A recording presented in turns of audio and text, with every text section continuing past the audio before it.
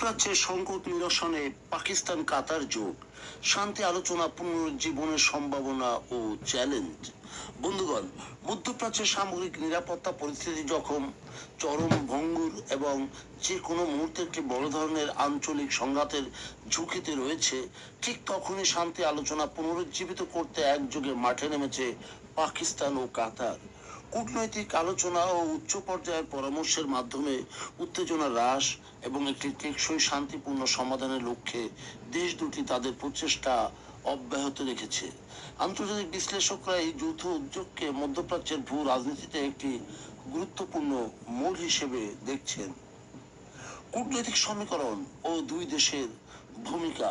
মধ্যপ্রাচ্যের রাজনীতিতে পাকিস্তান এবং কাতার উভয় দেশেরই রয়েছে নিজস্ব কৌশলগত অবস্থান ও প্রভাব বিশেষ। মধ্যস্থতাকারী হিসেবে কাতার।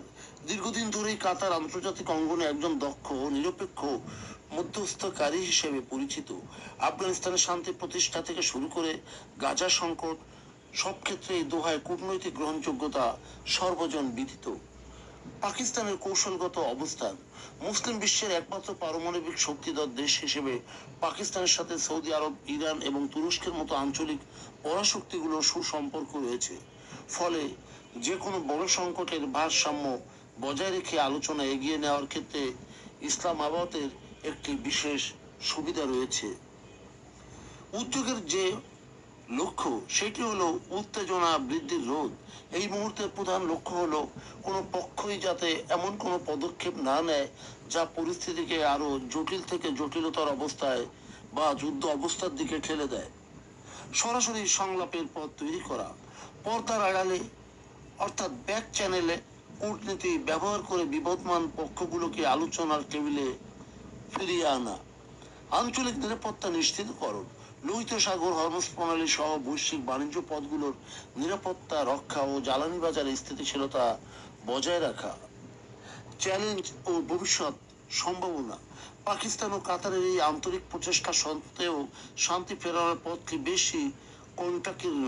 এই অঞ্চলে সক্রিয় বিভিন্ন সশস্ত্র গোষ্ঠী, পরাশক্তিগুলোর নিজস্ব স্বার্থ এবং বিশ্ব রাজনীতির সমীকরণ প্রায়শই শান্তি আলোচনার গতিকে মন্থর করে দেয়। বিশেষ করে পশ্চিমা দেশগুলোর নীতি এবং মধ্যপ্রাচ্যের আভ্যন্তরীণ ক্ষমতার দ্বন্দ্বে এই উদ্যোগ কতটা সফল হবে তা এখন দেখার বিষয়।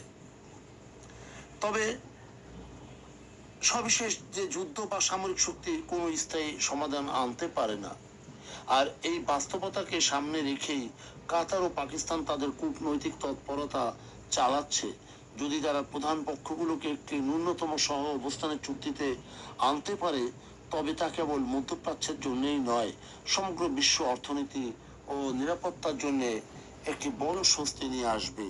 বন্ধুগণ, যদি আমাদের এই তথ্য গল্প আপনার ভালো লাগে তাহলে লাইক এবং শেয়ার দিন, এবং এখন আজ আমাদের সঙ্গে থাকার জন্য ধন্যবাদ। আমাদের ফলো দিন এবং সাবস্ক্রাইব করুন।